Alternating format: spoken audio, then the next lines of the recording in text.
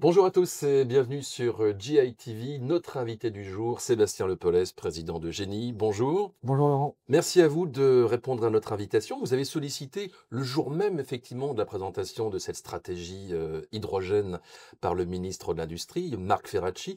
On va revenir sur ce qui fait votre spécificité, car vous allez produire des électrolyseurs, mais avec une technologie qui est différente et qui permet quelque part de garantir la souveraineté. Tout à fait. Alors notre technologie est vraiment spécifique. On est le seul aujourd'hui à produire des membranes. Donc la membrane, c'est un terme un peu technique, mais c'est vraiment une membrane qui vient se mettre dans le stack donc pour faire l'électrolyse, permettant de séparer l'hydrogène et l'oxygène d'un côté et de l'autre de l'électrolyseur, avec cette particularité d'améliorer l'efficacité énergétique. Membrane à échange d'anions, ce qui est d'autres membranes, d'autres technologies.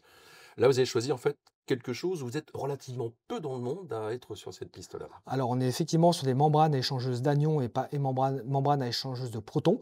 Aujourd'hui, on est 7 dans le monde à maîtriser ce process, dont un Allemand, un Français et quelques Américains et un Chinois. Et on développe cette technologie pour pouvoir la mettre à disposition en Europe des fabricants d'électrolyseurs. Alors, vous avez donc une usine sur le territoire de Belfort. On sait que cette région Bourgogne-Franche-Comté est pionnière en la matière. Aujourd'hui, les murs sont là. Quelles sont les prochaines étapes? Alors, les murs sont construits, le bâtiment nous a été livré il y a quelques semaines. La prochaine étape aujourd'hui, c'est la mise en place des lignes de production de membranes justement sur le site de Halangeois. Alors, c'est sur le territoire de Montbéliard et pas de Belfort. Je préfère juste préciser On va pour laisser éviter la l'équipe guerre. Belfort Mais c'est l'équipe Belfort-Montbéliard, comme ça c'est pour tout le monde pareil. Et on va effectivement pouvoir commencer à produire ces membranes d'ici la fin de l'année sur, dans un premier temps, des quantités et des formats relativement contraints, puisque ça sera pour notre propre besoin. Et le but in fine, c'est courant 2026 d'agrandir cette partie de production pour pouvoir faire des membranes de grande dimension, permettant de proposer à des confrères nos membranes pour les intégrer dans leur système industriel. Alors, il y a un levier qui est celui du prix, évidemment, on le sait, l'hydrogène vert aussi, ça coûte cher. Quelles sont vos solutions pour justement rendre la technologie plus abordable? Ce qui est sûr, c'est que c'est pas le prix de l'électrolyseur qui fait la différence. Il y a 2 leviers très importants pour que le prix de l'hydrogène soit abordable, de l'hydrogène vert en tout cas. C'est d'une part le prix de l'électricité, et donc on a la chance en France d'avoir du nucléaire nous permettant d'avoir un prix contenu d'électricité, puisque ça représente quand même 70 du prix du kilogramme d'hydrogène.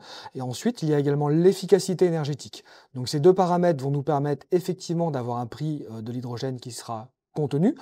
Et enfin, le dernier point, ça va être le point le plus important, on ne va pas vendre nos produits, mais on va les mettre en location, évitant à nos clients de payer des capex importants. Ce système locatif permet en plus d'inclure la maintenance avec notre partenaire FH, qui sont 8000 personnes aujourd'hui sur le territoire, sur les sites industriels. Au niveau de la cible, grandes entreprises ou pas que? On va vraiment cibler toute personne qui consomme de l'hydrogène en tube trailer. Voilà, donc c'est assez large, ça va aller des fours de recuit d'inox par exemple, en passant de la production d'engrais, mais encore du biométhane ou tout type aujourd'hui de production d'hydrogène, et bien évidemment en passant par la mobilité qui est pour nous, on l'espère en tout cas, une solution d'avenir sur le poids lourd et la mobilité lourde dans un premier temps.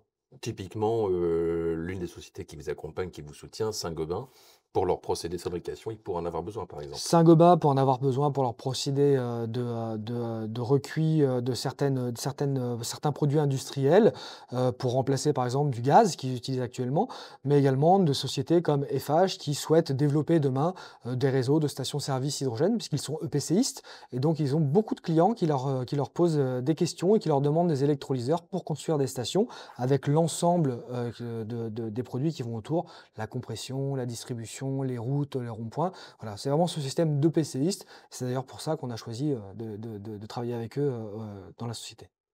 Merci, c'était Sébastien Lepolès, président de GenI. À bientôt sur GITV.